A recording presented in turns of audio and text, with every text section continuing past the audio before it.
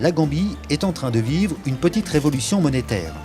Le pays vient de franchir un cap important en modifiant profondément son système de paiement et les infrastructures bancaires. Une mesure salutaire car l'ancien système handicapait à la fois les entreprises et les banques.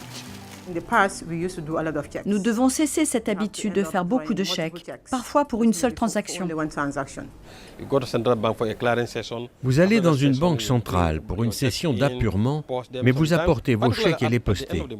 Mais à la fin du mois, c'était un cauchemar. Les gens fermaient à 9 ou 10 heures.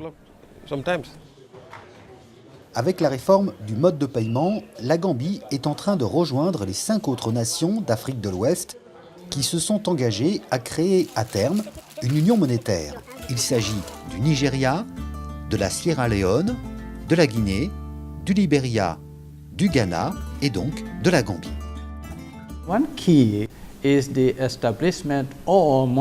Il faut créer une infrastructure pour le système de traitement en Afrique occidentale.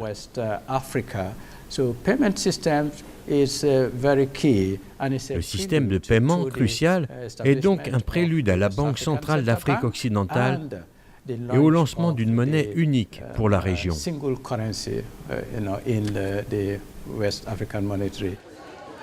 Lancée en 2008, la refonte du système bancaire a été financée par la Banque africaine de développement pour un montant total de près de 30 millions de dollars. Le chantier était particulièrement important. Il y a encore quelques années, le système de paiement de Gambie était entièrement manuel et par conséquence moins sécurisé.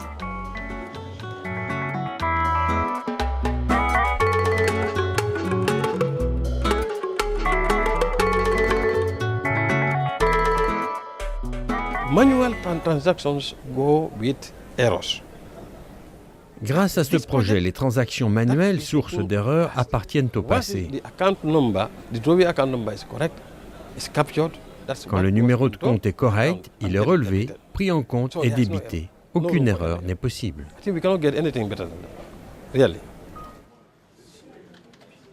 Désormais, c'est l'ensemble du système bancaire qui est informatisé.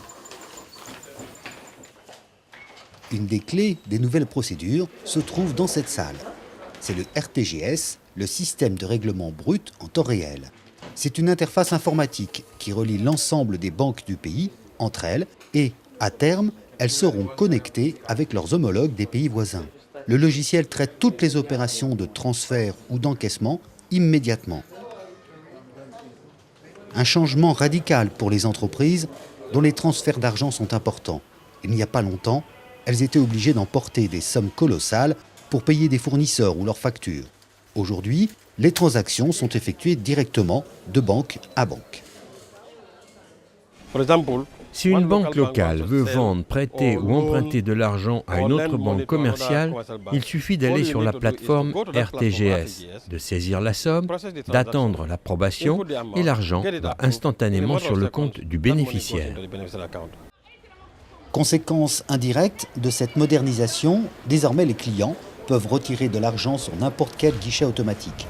Auparavant, ils ne pouvaient le faire que sur un distributeur de leur propre banque. Mais l'impact est surtout sur les entreprises. Banjul Breweries fabrique des boissons non alcoolisées et quelques bières. La société emploie 110 personnes.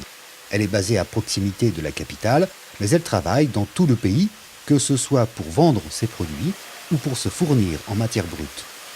L'entreprise existe depuis près de 40 ans, mais elle vient de vivre un changement radical.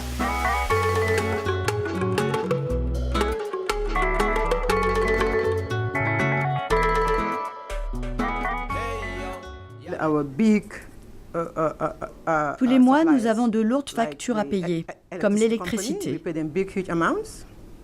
Nous consommons beaucoup de gasoil et de sucre, car c'est le seul composant local que nous achetons sur place. Donc RTGS facilite et accélère le paiement de nos gros fournisseurs.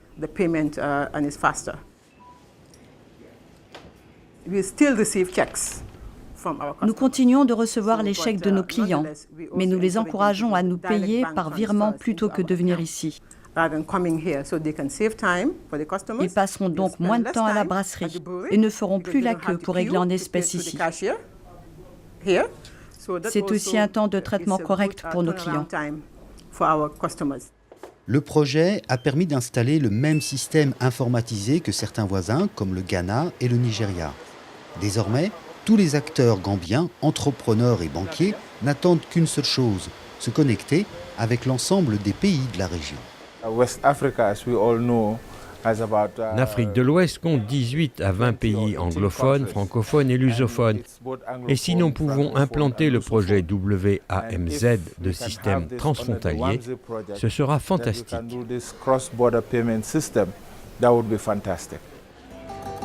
Un marché de 300 millions d'habitants et des possibilités de collaboration avec tous les pays de la zone qui laissent entrevoir une forte croissance du commerce. Pour que cela se réalise, il faudrait que les autres pays membres aient adopté les mêmes procédures de paiement informatisées. Au Libéria, en Sierra Leone et en Guinée, la BAD soutient des projets identiques. Ces pays devraient être prêts dans quelques années et ainsi faire entrer définitivement les banques d'Afrique de l'Ouest dans le XXIe siècle.